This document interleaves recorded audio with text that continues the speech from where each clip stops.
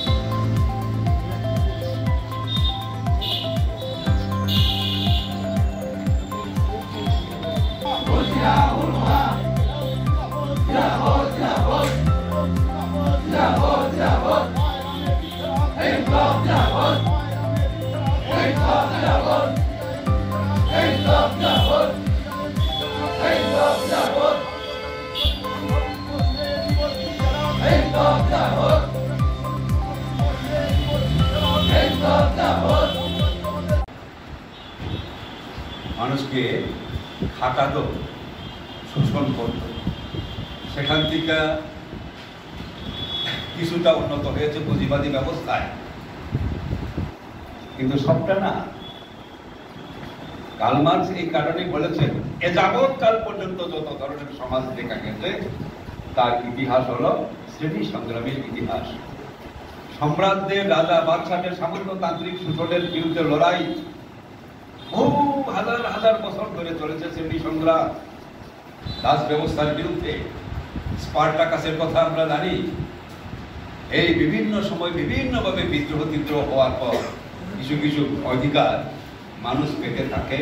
অন্তত সামন্ততান্ত্রিক ব্যবস্থায় যেরকম ভাবে শোষিত হতো তার থেকে একটু কম হয় পুঁজিবাদী ব্যবস্থায়। কিন্তু ভক্তি, শোষণ থেকে ভক্তি সেখানেও নাই। 8 ঘন্টা বেশি যাতে খাটতে না হয় তার জন্য দাবি করে এই আন্দোলনটা হয়। এবং এই আমেরিকাতে আজকে আমেরিকাকে তো মনে করে অনেক মানুষ পৃথিবীর স্বর্গ, এখানে হলিউড আছে। অথচ যারা আমেরিকায় গেছে, নিজের চোখে দেখেছে, আমেরিকার মানুষরা বলছে আমেরিকাতে এখন হাজার হাজার মানুষ গৃহহীন রাস্তাতে ঘুমায়, আমাদের দিল্লির মতোই, মুম্বাইয়ের মতোই। সর্বনা এখন সারাদিন শহর ঘুরা গৃহহীন একজনও দেখা যায় কিনা, খুঁজাও পাওয়া যায় না। সেই শহরটা হলো সাংহাই, বেইজিং, রুমচি, চাইনার শহর। সাম্রাজ্যবাদ বিস্তারের মধ্য দিয়ে আমেরিকা নিজেই,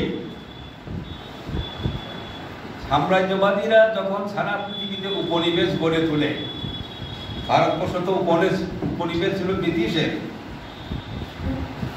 উপনিবেশ 2 রকম ছিল।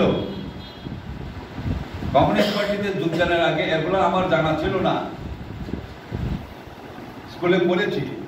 উপনিবেশ ইউরোপের বড় বড় উন্নত দেশগুলা পৃথিবীর এশিয়া, আফ্রিকা, লাতিন আমেরিকার দেশগুলির উপর তারা রাজত্ব করেছে, শোষণ করেছে।